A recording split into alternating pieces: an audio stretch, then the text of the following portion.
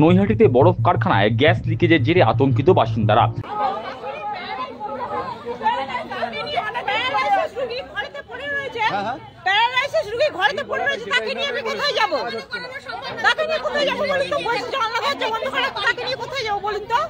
বরফ কারখানা থেকে বিষাক্ত অ্যামোনিয়া গ্যাস লিকেজের ঘটনায় আতঙ্ক ছড়ালো নৈহাটির মামুদপুর গ্রাম পঞ্চায়েতের জনবহুল রাজেন্দ্রপুর এলাকায়। স্থানীয় সূত্রে জানা গেছে, রবিবার রাতের দিকে রাজেন্দ্রপুরের ওই বরফ কারখানায় গ্যাস লিক হয়। সোমবার ভোর থেকে অতিমাত্রায় ওই কারখানা থেকে বিষাক্ত গ্যাস ছড়াতে থাকে।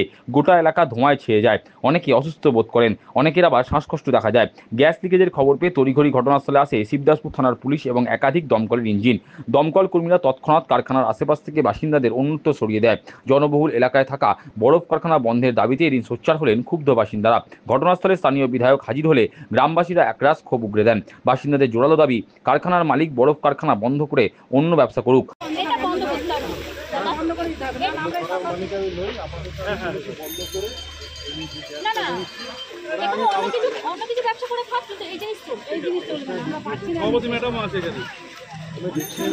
সে অন্য কিছু বললাম যে তার একটু লক আউট তার জায়গা, সে ব্যবসা করবে, কিন্তু অনেক কিছু ভদ্র একটা বন্ধ।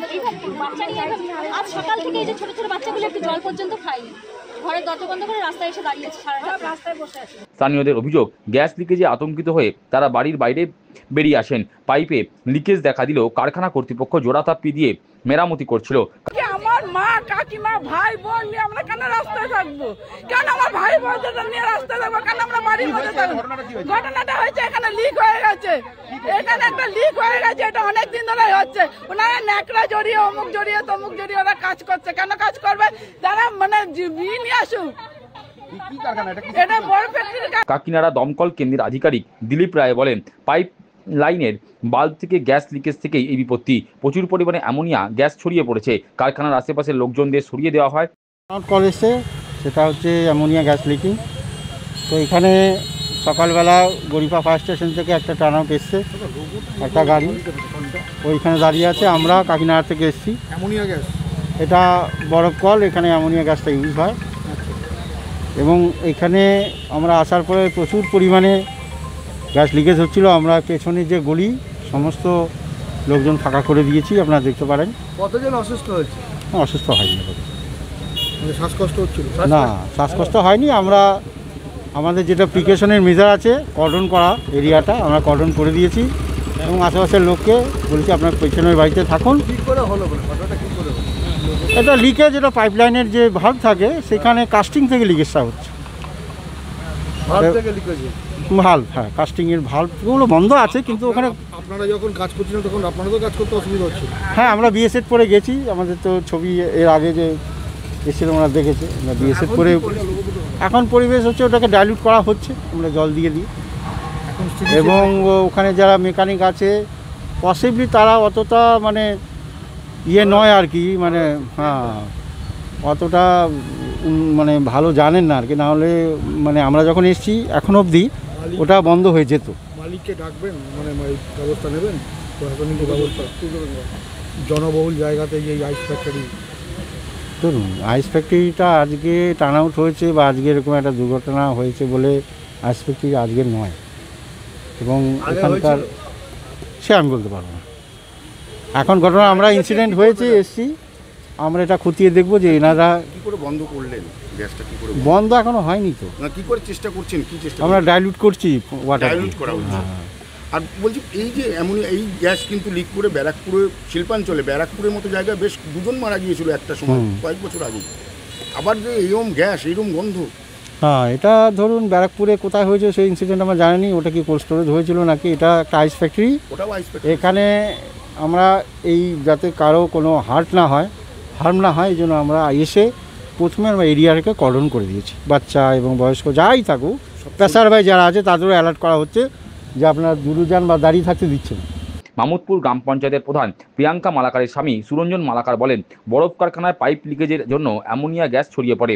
তার দাবি, 1988 সাল থেকে বরফ কারখানা চলছে, কিন্তু রক্ষণাবেক্ষণের অভাবে এই দশা। সন্ধ্যা থেকে লিকেজটা হয়েছে। আজকে সকালবেলায় লোকজন বুঝতে পেরেছে যে এটা একটা নিঃশ্বাস নিতে অসুবিধা হচ্ছে, বিভিন্ন রকম সমস্যা হচ্ছে। তখনই সবাইকে খবর দিয়েছে, আমরা সবাই এসছি। এসে দেখলাম ওই লিকেজের কারণে অ্যামোনিয়া গ্যাসটা বেরোচ্ছে, যার জন্য এলাকায় একটু অসুবিধার সৃষ্টি হয়েছে। বরফ কল, যেটা বরফ তৈরি হয়,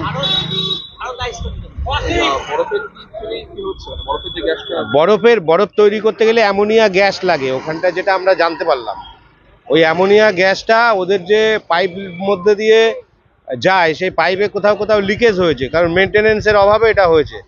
এটা তো কলটা দীর্ঘ সেই 88 সাল থেকে চলছে একভাবে, এই প্রথমেই শুনলাম যে এরকম কোনো একটা ঘটনা ঘটেছে।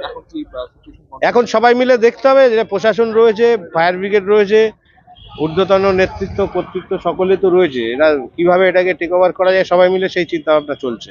কারখানার কর্মী চন্দন রায় বলেন, পাইপ লিক করে গ্যাস বেরিয়েছিল, পাইপ মেরামতি করার পর ঠিক হয়ে গেছে। প্ল্যান্ট তো আইস কোল্ড স্টোর, এটা অল্প একটু ডিফিউজ হয়েছিল গ্যাস। ওটা না অ্যামোনিয়া নেই, এটা আমাদেরকে জানানো হলো। এখন কোম্পানি থেকে শুনলাম যে এটা পিউন গ্যাস আছে।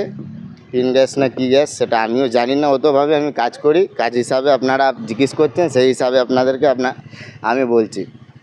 আমি এর থেকে বেশি গ্যাস মানুষ বুঝতে পারছেন, এলাকার লোক সকাল থেকে বলছে আপনাদের জনবহুল জায়গাতে ফ্যাক্টরি কেন? সকাল থেকে বেশিটা ছিল না, এই একটুখানি সকাল থেকে একটু রৌদ্রটা পড়েছে বলে একটু গ্যাসটা বেরিয়ে গেছে বেশি, এর থেকে বেশি কিছু অসুবিধা হয়নি।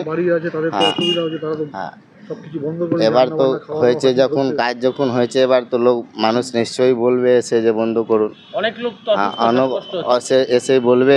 এবার আমাদের যা মালিক ম্যানেজার যারা আছে সব এবার ঠিক করছে, ঠিক হয়ে গেছে।